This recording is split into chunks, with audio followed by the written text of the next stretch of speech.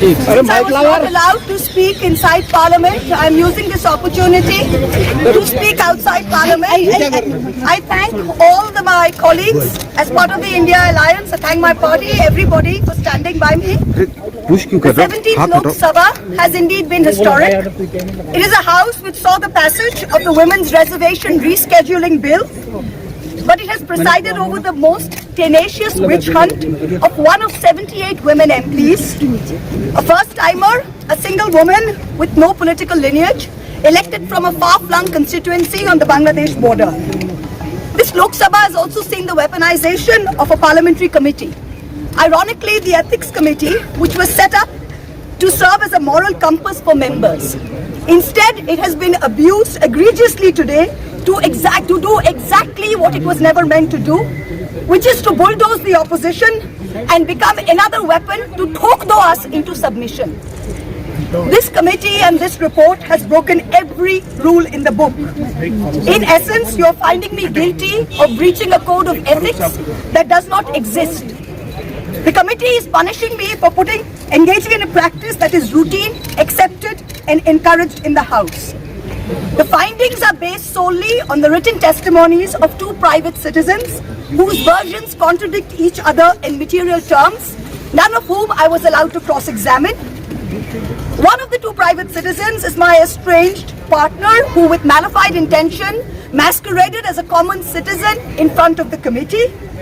The two testimonies have been used to hang me. They are at polar opposites to each other. The complainant says I accepted cash in consideration from a businessman to ask questions in furtherance of his commercial interests.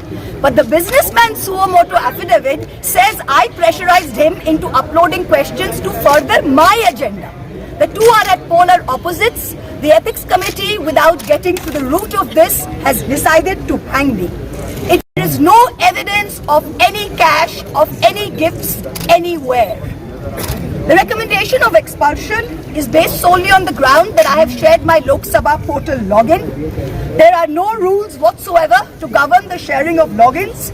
As the hearing of the Ethics Committee demonstrates, all of us MPs are conveyor belts to get questions from the public, from citizens, and to voice that in Parliament.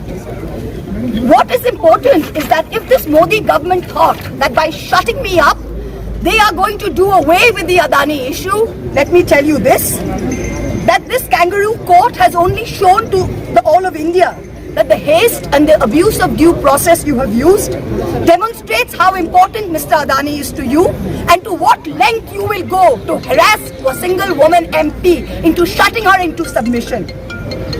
Tomorrow the CBI will be sent to my house. I'm sure they will harass me for the next 6 months. But I would like to ask, what about the 13,000 crore coal scam of Mr. Adani that the CBI and the ED have not found place to look at? You tell me I have compromised national security with a login portal? Mr. Adani is buying all our ports, all our airports, and his shareholders are foreign professional investors, and the Ministry of Home Affairs is giving them clearance to buy all our infrastructure. Ramesh Biduri stands up in Parliament and says to Danish Ali, he is one of 26 Muslim MPs, only one of 26. In a country of 200 million Muslims, the BJP has 303 MPs and has not sent one Muslim to Parliament. Ramesh Biduri stood up and told Danish Ali, ye bhadwa, ye katwa, no action has been taken. Nothing has been taken. You hate minorities. You hate women. You detest Nari Shakti. You cannot handle power and authority. I'm 49 years old. I will fight you for the next 30 years inside Parliament, outside Parliament, in the gutter, on the streets. Adim হিংস্র মানবিকতার যদি আমি কেউ হই, স্বজন হারানো শ্মশানে তোদের চিতা আমি তুলবই. We will see the end of you. Do not wonder. Punjab, Sindh, Gujarat, Maratha, Dravida, Utkala, Bongo. You don't have the Punjab. Sindh is not ours. Dravid is not yours. Utkal is not yours. Bongo is not yours. Where do you think you're going to rule us? Where do you think you get this brute majority from? The Ethics Committee has no power to expel. You have assumed the powers of a quasi-judicial authority and imposed a penalty on me that you have no power to do. Used every tenet. This is the beginning of your end. जब नाश मनुष्य पर छाता है तो पहले विवेक मर जाता है. we're going to come back and we're going to see the end of it. So thank you very much. Oh, well. মহামত্র যেমন কর্ম করেছেন তেমন ফল ভোগ করছেন। তিনি নিজে অজুহাত তৈরি করছেন, তিনি সংসদীয় কমিটিকে অপমান করছেন, সংসদকে অপমান করছেন, সংসদ সদস্যদের পর্যন্ত অপমান করেছেন। এখন তিনি ধান বানতে শিবির গীত আলোচনা করছেন। কেন সংসদে বিজেপির কোনো মহিলা সংখ্যালঘু প্রতিনিধি নেই?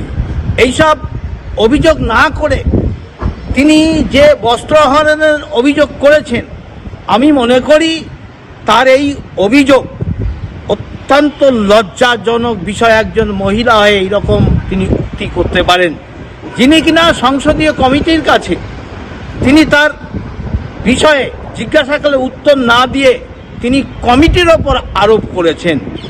তাই এটা একটা বড় লজ্জার ব্যাপার। সেই চোরের মায়ের বড় গলা। আবার তিনি নিজের কাপড় নিজে খুলে বস্ত্রহরণের গল্প করছেন। তিনি নিজে বলছেন তার যে পাস আইডি সবই বিদেশে পাঠিয়েছেন, তার পিএর কাছে থাকে।